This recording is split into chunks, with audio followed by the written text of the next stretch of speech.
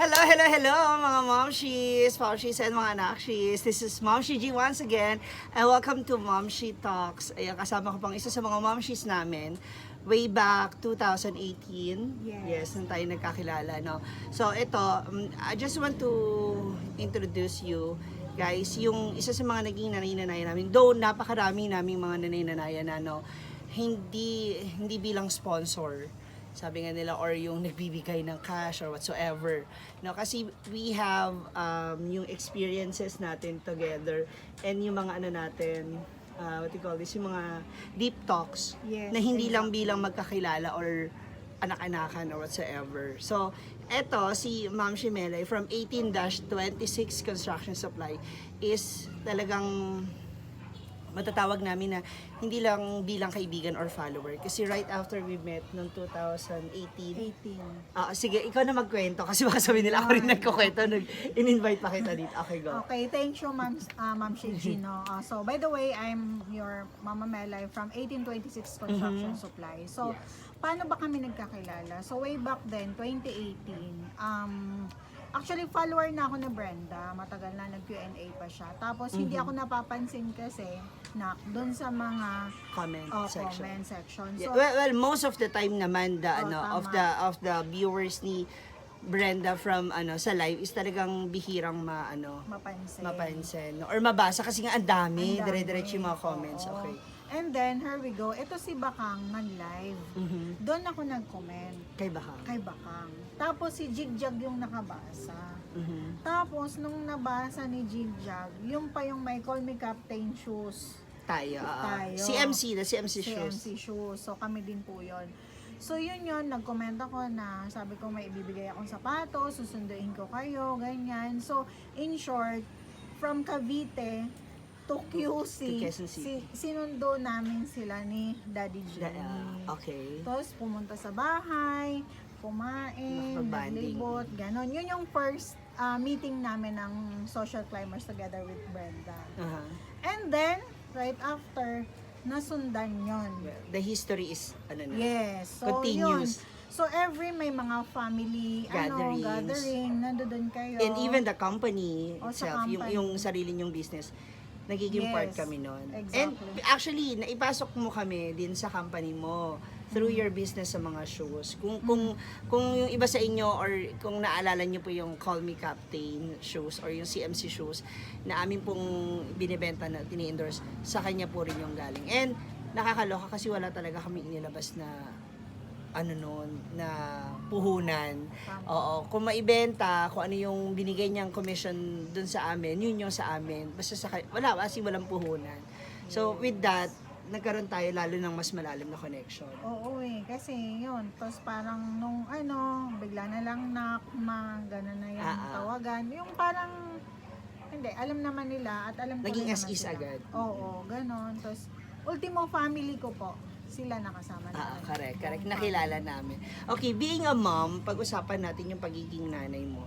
Kasi aside to your business, syempre, meron ka ring mga anak and you have two kids, no? Yes. Si Kuya Baki and si the Kyrie. HI, 17. and Si Kyrie ay 7 years old. ayan, so they have 10 years gap. Okay, paano mo nababalance, Ma'am Shimelay, yung pagiging nanay at saka sa business? Well then, yun yung lagi kong sinasabi na business, nandyan yan, kailangan tayo. Pero mas kailangan kasi tayo ng mga anak natin. Correct. So, I see to it, hindi man ganon yung time namin sa kanila. Together. Yes. Every night, pag uwi namin, chine-check ko sila. And then, meron kaming nightly prayers talaga, na magkakasama kami. We have different religious belief, but during the prayer moment, as one po kaming pamilya. So, yun, and then, doon kami nag-uusap ng mga bata, tinatanong ko, and take note, not just two, kasi meron akong pamangkin na wala ng magulang na nasa amin. Oo, parang ikaw rin yung kami na pinakamagulang. rin. So, si Renz yung nasa And also, Papsi, Jimmy, nakikita ko rin yung mga My DN videos kung na nagbabanding sila ni Yes. baby. Oo. And si Kuya, of course, si Kuya is my first son, other father, pero natutuwa ako kasi the bonding together as parents kami no ni Papsi Jimmy, no, ando doon talaga kami for our Kids. kids. Oo. Kasi yun yung time na hindi na natin pwedeng ibalik. Yeah, correct. And we have to see to it na nandoon tayo para sa kanila. Why? Iba yung mga bata ngayon na. Diba? Correct. Iba yung Mindset oo. nila and yung parang it's easy for them na magkaroon ng sariling opinion and yung paniniwala, ito yung beliefs ko or ito yung stand ko, parang ganun. Lalo na yung teenager. Kasi minsan may mga, tsaka lalaki kasi yung akin, hindi ganun ka-open, no, yung teenager ko. And then, syempre, nanggaling sa atin yan. So, I see to it talaga na nakukuha ko yung loob niya. So, thank God, at ngayon, si Kuya, okay kami. And of course, si Kyrie na and okay yung banding ng lahat. So, Then, time oo. management. Oo, yun ang importante talaga. Sa kahit gano'n pa ka-busy ang Yes. ang may iba ka pang ginagawa, kailangan meron kang oras for them. Yes. Okay, now let's talk about your 18-26 construction supplies. Okay, for sure, marami rin nagtatanong, oy, kasi mayaman siya, marami siyang pera, kaya nakapasok siya kaagad sa ganong klaseng business. Kasi when it comes, pag pinag-usapan natin ang construction, it's really a huge money. I Yes. mean, dapat napakahaba ng PC mo or napakalaki ng pondo mo to be in this kind of business. Okay, paano po kayo napadpad sa ganyang klase ng negosyo? Okay, our humble beginning, ganito ang nangyari. Way back 2017, habang nagbabrowse ako sa FB, no, wala ako noon, broke by heart, broke financially, ganyan. So, habang nagbabrowse ako sa FB, kasi kailangan kong buhayin yung eldest ko, nakita ko may nagpo-post na mga bahay. So, sabi ko, why not i-post ko yung materyales na ginamit bago mabuo yung bahay. So, nag-post ako ng gravel, sand, and hollow blocks. Yan yung mga yan yung una mong items. So, puhunan, wala po ako naging puhunan talaga. Tibay ng loob, lakas ng dibdib, at kapal ng mukha. At syempre, tiwala. Tiwala, oo. Tiwala. So, yun yung naging puhunan. So, nag-post ako, may mga nag-comment, tapos along the way, no, online lang din, may nakilala ako mga suppliers. Ayun, Kaya lumaki na lumaki. lumaki. Lumaki na lumaki. Tapos may nakilala akong isang Chinese na yun na yung, kumbaga, yung pinaka main products kasi namin is scaffolding and formwork. So, yun yung, dun kami nakilala. So all in all, how many years na tumatakbo itong business? Going strong for 5 years. Wow. Partida nag-pandemic, nadaanan ng pandemic. Yes, Ha? oo. Okay. Sa ganitong business or sa ganitong dumarating ka rin ba sa negative quotation or yung sabihin mong wala nang kinikita or nalulugi rin? Hindi naman siya ganun, no.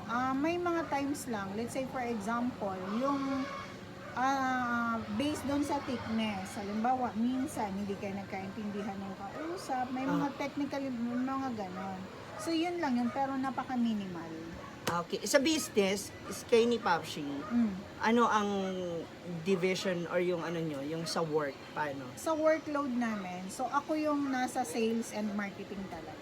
Okay. Tapos si Papsi naman, siya yung sa technical manager when it comes to sa mga trucks and sa mga tao. Yun yung division of work and Well, mas maganda kasi most of your tauhan kasi sa labas is lalaki. lalaki. So, siya talaga ang makikipag-coordinate with that. Tama. Okay, so sa business, ito nga yung online ninyo, ikaw din yung sumasagot sa mga client.